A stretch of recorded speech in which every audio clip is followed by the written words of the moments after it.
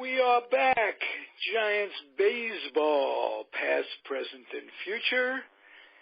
I'm going kind of without my buddy today. Timmy's sick. Timmy's got laryngitis. And but we got to have an episode. The show must go on. So I got a clutch hitter for us. He's been on this show before. And I could no more pronounce his name the first time than the second time. Vasu, why don't you tell me your last name the way you'd like it pronounced? Just like it looks, Vasu Vaddiparty. That's perfect. That's Yeah. perfect. I was just testing you because I have no idea. You pronounced Tikachinsky because that was my name before it was changed to Tyko when I was in kindergarten. Tikachinsky. How about that? All right, good. We're even. We're even.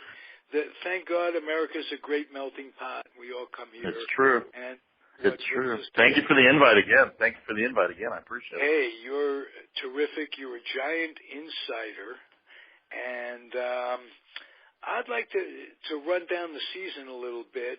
We were going so good there for a while.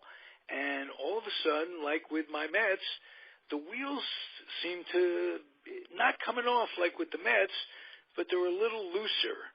And a lot of that is injury. I think what they're missing a lot is Duffy right now. He's been hurt.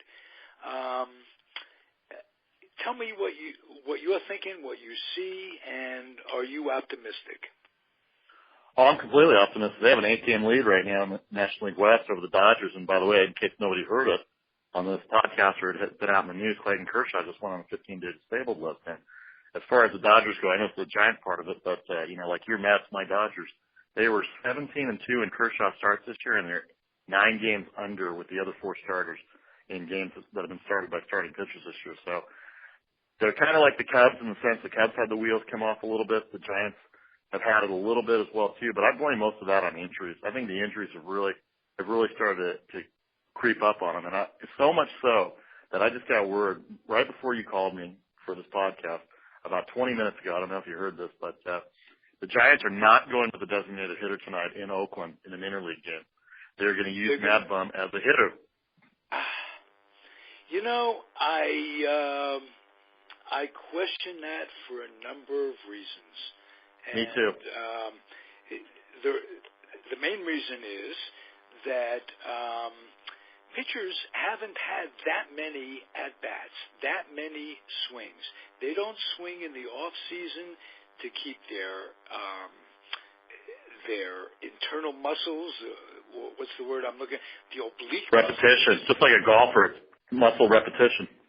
Right, and what that often does is lead to injuries. I'm not going to predict it, but but something goes wrong when pitchers hit. Always has, always will. Yeah. This is why that's. I'm sorry. This is why that's. If you're a national, if you're a National League pitcher, you do get at bats, so that's a contradiction. What I'm saying, I don't know. That's certainly a sign of weakness on the Giants. Let's put it that way. Totally agree. I totally agree. I think it's the lack of their bench. I think it's the lack of their bench players that they have any confidence to put a regular hitter up there and designated hitter. Is it just now hitting them that Pence is gone and that Pence could win a game or two a week just with the intangibles? And are they missing that? Tell me about that. And when is he due back? Is it getting close to him coming back? Well, I haven't heard when he's going to come back, but I hear he's been working like a madman because that's who he is. But his, he's so enthusiastic, he's so chomping at the bit to get back. But I think they're doing the right thing, especially with an 8-game lead. I think they're doing the right thing, just holding him back a little bit until that's totally healed because he tore it to the bone, and those don't heal very fast. And then you got to make sharp cuts, and then you got to play the outfield, and then you got to swing. It's just not. It's not something you can come back, and that's what they're worried about Matt Duffy too, because Matt Duffy has a strain too. But if that thing ends up tearing, then he's gone for the rest of the season too. So they're two bats. They're two good bats, and And don't forget, they're both very good defensively too.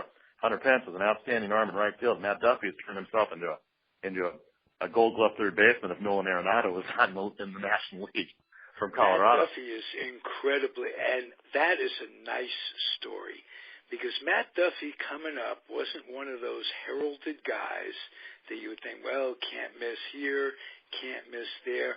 He was a kiss for them. I don't think they expected him to be the ball player that he is. I'm just curious whether or not you agree with that.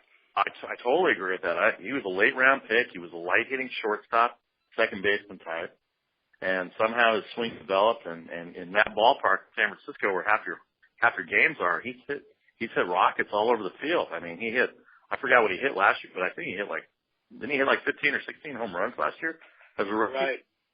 Yeah, as a rookie. And Solidified. he was a late round draft pick, and I know that they didn't think of him to be like this. I mean, he basically took Casey McGee's job away from him last year, and Casey McGee ended up getting relief because of the production that they're getting from him. And now his loss has turned into a big loss this year for the Giants. Right. Now, there's a rumor out there that the Giants, Mets too, might be looking at Yunel Escobar. And you're a Southern California guy in a way. What do you know about him? I heard from another baseball insider, and I'm going to quote him, Yunel is a cancer in the clubhouse.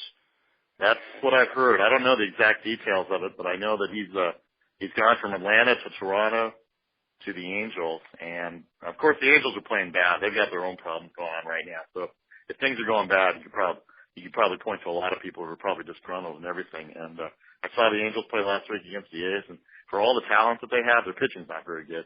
But for all the talent they have, Mike Trout and Albert Pujols and Cole Calhoun and right. new shortstop, all that, C.J. Cron, all these guys, they're not very good, and I just don't understand how they can be in last place in that division. And Texas Rangers are red hot because they're cohesive, and they don't have the name guys other than Beltray and Fielder and the young kids that are coming up. Ian Desmond is playing great center field for them after being a shortstop for a bunch of years, but the Texas Rangers are surprise baseball with 52 wins.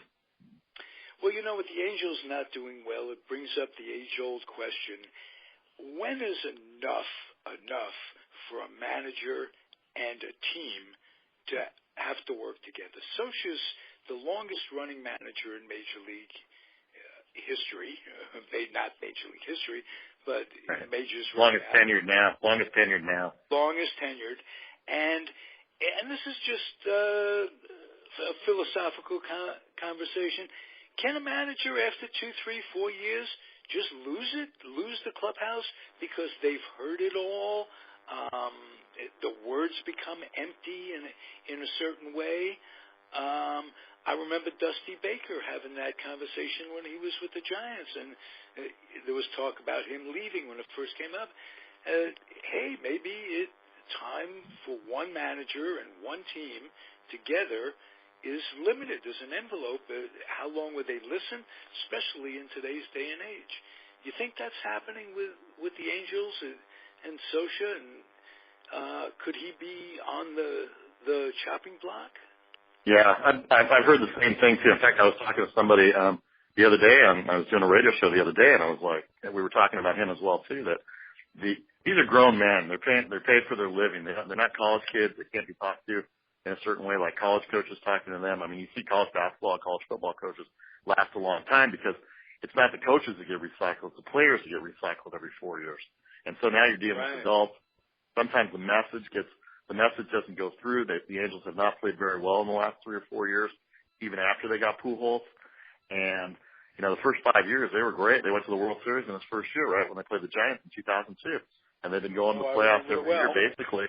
Yeah, basically every year in the 2000s, they were in the playoffs, and they were having a great run there. And Mike Trout comes along, and he rejuvenates them again, and they're having a great run again for about a 2 or 3 year process. But their problem is deeper than just the manager, I think. Yeah, sometimes they don't listen, and the words get old and all that other stuff, and you can't fight it. We know the old saying, right? We've been watching baseball for years, Ralph. You can't fire 25 players. It's always the manager's head that's on the block. That's right. But I think it might be time to go for Mike Scioscia. And it might be time for Collins to go with the Mets. But you know what? It'll never be time for Bochy to go. And he's a long-timer. He reverses that way of thinking because, believe me, his players listen to him as if they are hearing it for the first time. What do you suppose the difference is with Bochy? You've been around him a little bit, much more than I knew him back when, believe it or not, when Bochy was coaching in the Northwestern League. He was managing for the San Diego Padres in the Northwestern League. I was the Topps representative. I went up and met with his team and got to know him a little bit back then. He was a player's manager. They had a fantasy league going, a big league fantasy league, with his players. He and his players had a thing going. It was just great to watch him interact with those guys, and I could see it then that this guy was a leader, and someday he's gonna manage in the big leagues and be a Hall of Fame manager. He's been a Hall of Fame, absolutely. He absolutely need to go in hand in hand. And, I agree. It'd be nice if you could take a pitching coach. You did Righetti. That would break a precedent. Also like to see some scouts in the Hall of Fame. I agree with that totally. Scouts are the backbone of the league. Absolutely. There should be a lot of scouts that go in because without them, there'd be no players. Absolutely. And every time I talk Hall of Fame, there are two names that come up in my head. One is the late, great Gil Hodges. He should be in under, if there was a baseball god up there, or goddess. I'm sure there is. I'm sure there is, but should be looking down on Gil. I'd like to see it happen while his wife is still alive, and it'd just be nice for while I'm still alive. How about that one? There you go. You know, every day we're all day to day. You never know. Right, exactly. And let's get back to Bochy for a second because you asked me about Bochy. 1 second, let me just mention I see him around it. Sure. Marvin Miller. Oh, Marvin Miller, very nice. Yeah. That too. But let's get back to Bochy. Why is he a long stander? Why does he break that theory that you lose a team, and why hasn't he lost his team? What makes him so special in your eyes? Well, I see a guy that just is very calm and has a great demeanor about it, and he can talk to his players about anything. I believe, and I'm not sure if this is the case or not. I mean, he played, of course, he was a backup catcher, and as we all know, most catchers make the best managers anyway because they basically run the whole team from behind the plate, and so I think that has something to do with it. But from a demeanor standpoint, he bubbles inside and he's all internally, combustible and everything, but on the outside, he's as cool as a cucumber, and his players love him because they can come and talk to him about anything. And something that I broached to, our friend, I don't know if you know him or not, but my friend Greg Papa, we were talking about that, and I said, I think that he understands players because, one, he was a player. Two, he's got kids that are the players' ages. And so I think he bounces stuff off of his son Brett, who's now in the Giants organization as well. But I think he understands how young people think because he gets advice from young people as well. He's a listener. He actually listens to people's advice, even though he doesn't really need to, and his record speaks for himself. But I think it's all about, this is the 21st century, Ralph. It's all about communication, and they communicate back and forth, and he gives the players their room. But don't be mistaken. He will put his foot down. If he's got something to say or he's got something going on in his mind, he will put his foot down. And clearly the communication aspect has been something with him, between him and his coaches, Bochy, Righetti, Dan Mullen, Ron Lotus, Mark Gardner in the bullpen, and Billy Hayes, the other coach, Roberto Kelly. They're all in sync with each other. All the coaches are all in sync with each other. And so it's easy for him as a CEO type, to delegate what he wants his coaches to do as they deal with their individual players or position players or pitching coach and pitching coaches with their pitchers. And so I think that his philosophy as the CEO of the Giants trickles down to, I hate to say it, but the worker bees, which are the players and the coaches. And it just seems to work. I guess there's really no definite answer, Ralph, as to how as to how a manager communicates with a player, because you have to deal with, just like in a business, you have to deal with every employee differently. You can't put a big enclosed case over him and say this is the only way it's done, because it won't work that way. And he's proven it. Second manager in history with 800 wins with two different teams. The only other one was former Oakland A's manager Tony La Russa. And I don't even think Sparky got 800 wins with the Tigers and the Reds. But he's right up there with as good a manager as I've ever seen in baseball. Good. You know what I want to interject too? He has such trust in his coaches, and his coaches trust him so much that there's none of those rumors of one coach who wants the job, that sort of thing. That's something that kills managers a lot. Goes back to the Walter Alston days with Leo DeRocher. That comes to mind. Makes for a rocky ship when something like that is going on. And he's never had that. They made the transition away from Flannery. He retires. They move Bam Bam over to third. Is he coaching third now? Am I correct? No, Roberto Kelly the third. Roberto Kelly, okay. So things seem to be going all right from that standpoint, managerial. Yeah. Anybody coming up in the system that you see can push things a little bit? Any outfielders that you've heard about that are making a splash? I haven't heard of a lot of outfielders that are coming up. I think the two that they really thought were Major League ready are there right now, Mac Williamson and Jared Parker.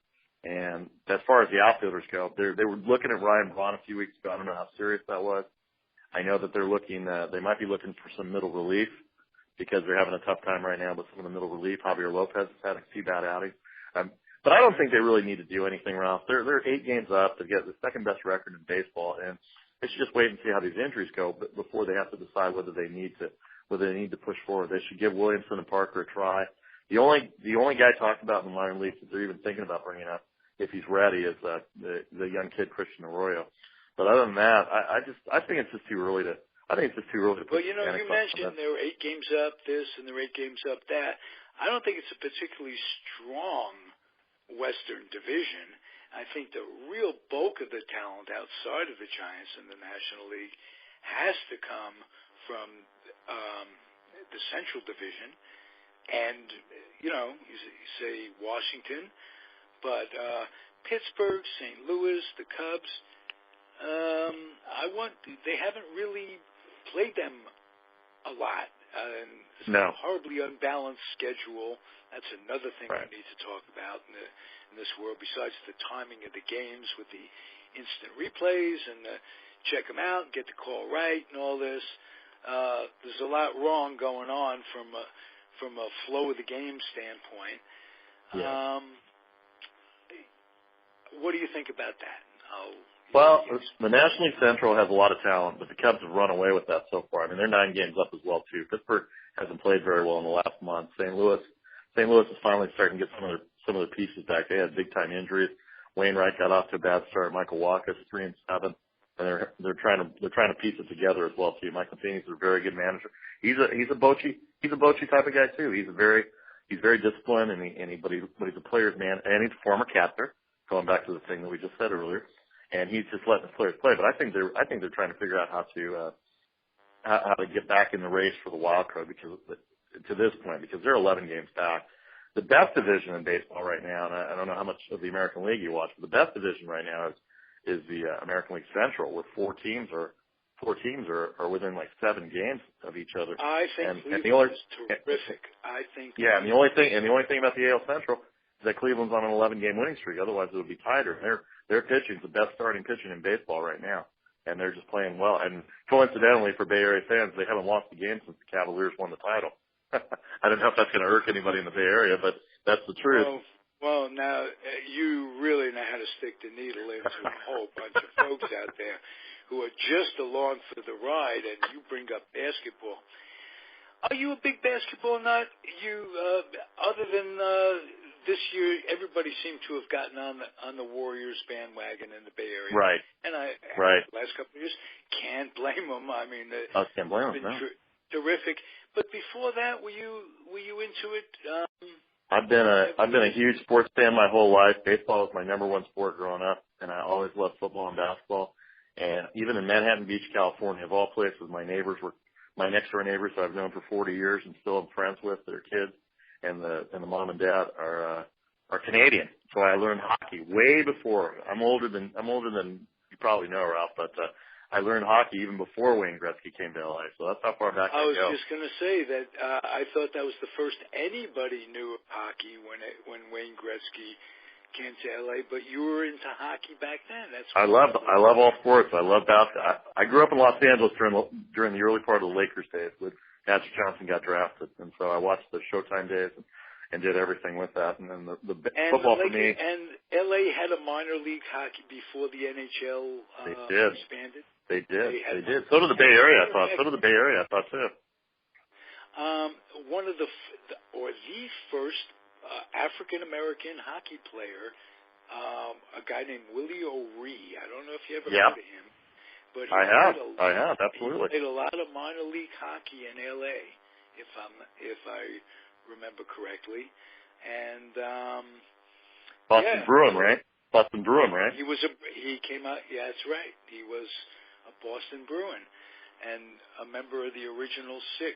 I don't get to talk hockey very much, but I grew You're up from New York. You should be talking some hockey. I know. I don't know why it doesn't come up very much, only because in the last couple of years, the last years of my life, baseball really has taken over for my day-to-day thinking. But I love it. I did a podcast the other day with Alan Blumpkin, who's my co-host on the New York baseball, past, present, and future, and we did it on vintage NBA basketball.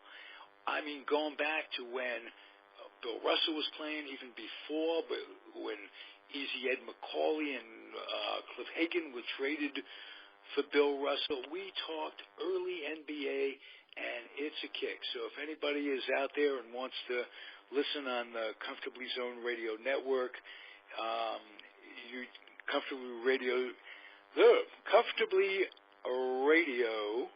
ComfortablyZonedRadio.com. That's the name of the website, and that'll bring you to all the shows. But that one's, because you brought up Cleveland and you brought up LeBron. Where do you think LeBron is going to end up ranking with the all-time greats? Is he going to be up there with Magic? Is he going to be up there with Jordan? What do you think at the end of the day? At the end of the day, he's definitely a top 10 player. It could even be a top 5 player. It's a different game now than it was 25, 30 years ago when the Bulls were playing, and I'm a big Bulls fan as well too. I was born in Chicago. So nobody to me will ever, and this is coming from a Lakers fan, nobody will ever top Michael Jordan as far as the greatest player in the history of the game. I mean, he just did so much, and LeBron is doing some of that stuff too, but he's right there on the precipice, but I'm not sure that he'll ever overtake Jordan in my eyes, because in those days they beat him up, if you remember the old Detroit Pistons and all that, and you don't get touched. And I think that's probably why the Warriors are successful, because they don't foul as hard as they used to, and they don't knock them on screens, and they don't do things like that they did 25 or 30 years ago, and because of the rule changes. And if you're a shooter like Curry or Thompson for the Warriors, and you're not getting touched, and you're coming around screens untouched and free, Splash Brothers aside, the ball's going to go in more than it's not. Right, but they have a way of getting to Curry. I mean, they knock him up. They did. They beat him up, and he plays hurt a lot. I wonder how that series would have gone if he was at full strength. They just were exhausted. Greg Papa does the pre and post game for the Warriors, and we were talking. He's like, they ran out of gas. They were up 3-1. I think part of their problem, if we're continuing on this path, is that I think they ran out of gas, and 2, they were up 3-1, and I believe they were a little overconfident. Even with the Draymond Green suspension, I believe they were a little overconfident. You cannot back your way into a championship. You have to play your game, and you can't be dictated to. And Cleveland dictated to them those last 3 games, and they came out, and they give them credit. They beat them. I mean, Warriors didn't lose it. They beat them. Well, you know what comes to mind? Greg Papa should be the voice of the Warriors. And I'm going back to something that happened probably about 20 years ago. I agree. I'll just leave it at that. Am I right about that? Well, I think now, as I've gotten to know him over the last 10 years, I think he's pretty content with not having to travel as much as he used to. That's why he got out of the A's broadcast booth just to do the Raiders stuff and the pre and post game stuff as his kids got older. I think he put a lot of years in, and he kind of just wants to just do the studio stuff and do the radio show and things like that. I've talked to him. I'm trying to get him on. Our absolutely. And you tell him that there's somebody that remembers that.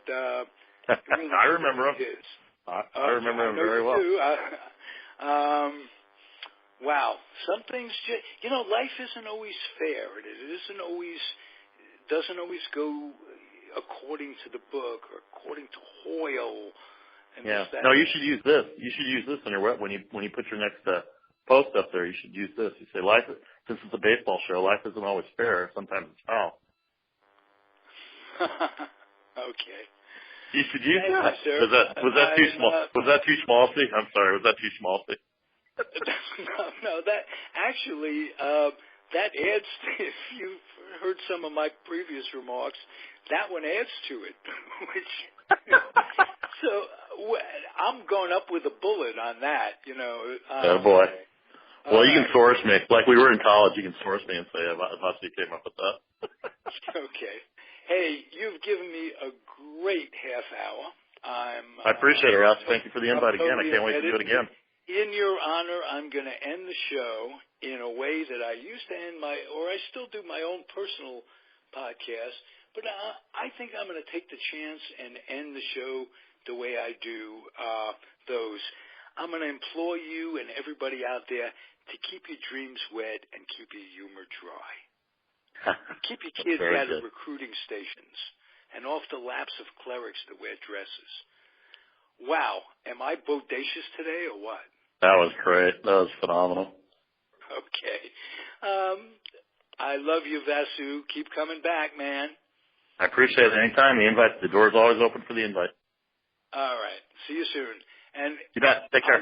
I love doing this out there. Timmy will be back next week, and keep your faith, keep the faith, keep the Giant family intact. I don't know what the hell that means either. See you soon, guys. Adios.